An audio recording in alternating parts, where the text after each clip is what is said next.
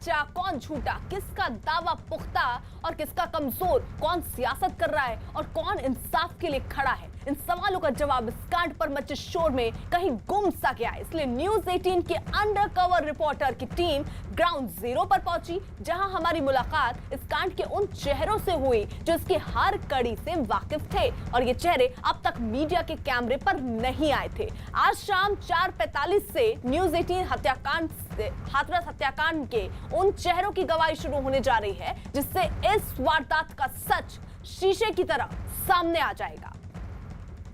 हाथरस कांड की परत दर परत सच्चाई सामने आएगी न्यूज 18 पर शाम 4:45 से लगातार।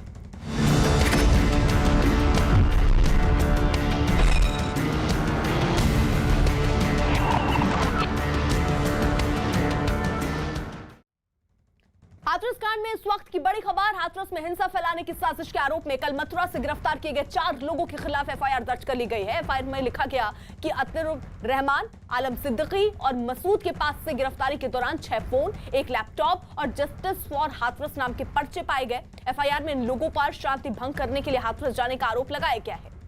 तो फिलहाल जो एफआईआर दर्ज हुई है उसमें यह आरोप कि ये लोग हाथरस में जाकर माहौल को खराब करना चाह रहे थे। फिलहाल इनके पास से लैपटॉप और फोन जब्त किए गए हैं, जिनको भी खंगाला जा रहा है। साथ ही साथ इस एफआईआर में यह भी दर्ज किया है कि हाथरस नाम के पर्चे जब इन्हें पकड़ा गया तो मिले। एफआईआर में इन लोगों पर शांति भंग करने के लिए हाथरस जाने का आरोप लगाया गया है। फिलहाल इन चारों को पूछताछ के लिए रखा गया है, इनसे पूछताछ हो रही है और कड़ियों को जोड़ने की कोशिश हो रही है। हालांकि दिल्ली से ये लोग हाथरस जा रहे थे और वहीं मथुरा में बीच रास्ते में इनकी जब तलाशी ली गई तो 6 मोबाइल फोन, लैपटॉप, कुछ पर्चे और संदिग्ध चीजें बरामद हुई, जिसके बाद फिलहाल इन्हें गिरफ्तार किया गया। 6 फोन, 1 लैपटॉप और जस्टिस फॉर हाथरस नाम के पर्चे इनके पास पाए गए। एफआईआर में इन लोगों पर शांति भंग करने के लिए हाथरस जाने का आरोप लगा है और इनसे पूछताछ भी लगातार जारी है, ताकि एक-एक कड़ियों को जोड़ा जा सके। और कुछ और लोग थे, क्योंकि 19 एफआईआर दर्ज हुई है हाथरस समेत, जिनमें से 5 लोग पहले ही गिरफ्तार हुए, उसके बाद ये 4 लोग और गिरफ्तार हुए। मथुरा में ये चारों लोगों को पकड़ा गया। अजीत हमारे साथ हमारे सहयोगी इस वक्त जुड़ चुके हैं। अजीत, यानी इस एफआईआर में क्या क्या चीजें लिखी गई है, जरा विस्तार से बताइएगा। और इसका मतलब कि बड़ी साजिश की मंशा थी इन लोगों की।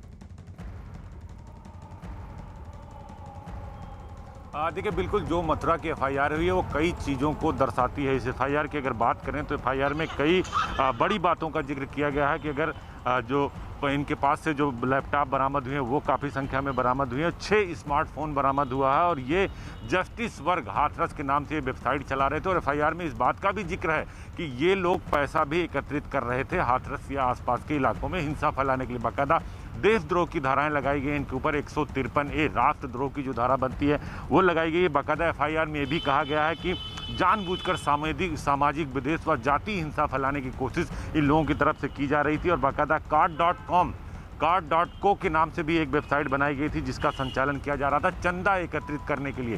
यानी जो चंदा एकत्रित किया जा रहा था वो किस लिए एकत्रित किया जा रहा था, ये भी एफआईआर में जिक्र किया गया कि इस पैसे का इस्तेमाल इन लोगों की तरफ से आसपास के इलाकों में दंगा, जाति हिंसा फैलाने के लिए किया जा रहा था। और पैसा कहाँ से आया, किस किस के खाते में गया, इस बात का जिक्र भी एफआईआर में है।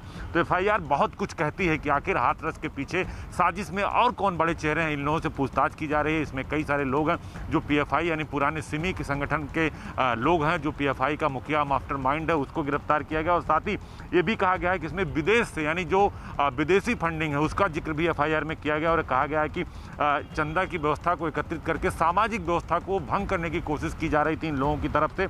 और बाकायदा जिस माध्यम से धनराशि प्राप्त की गई हो, चाहे वेबसाइट हो या खाते में हो, उसका जिक्र भी एफआईआर में किया गया है। तो कुल मिलाकर ये कहा जाए जो एफआईआर है, एफआईआर बहुत कुछ बोलती है। कहते हैं कागज का पेट कागज ही भरता है। तो एफआईआर में पुलिस ने एक एक कर सारी परत खोल दी और पूरी घटना का जिक्र किया और कहा है कि दिल्ली से हाथरस से लोग जा रहे थे, इनके पास से बहुत सारे भड़काऊ साहित्य और हाथरस जो जस्टिस हाथरस नाम से जो वेबसाइट बनी थी उसका भी पोस्टर इनकी गाड़ी से बरामद हुआ था। तो कुल मिलाकर ये कहा जाए कि पुलिस एक के बाद एक नए खुलासे कर रही है। जो है उसके परिवार वालों से बात की गई, उन्होंने कहा कि उनका बच्चा पढ़ाई करता है, उसे फंसाने की कोशिश हो रही है, लेकिन इस बात का वो जवाब नहीं दे पाए कि जब वो दिल्ली में रहकर पढ़ाई करता है तो वो मथुरा के रास्ते हाथरस क्यों जा रहा था।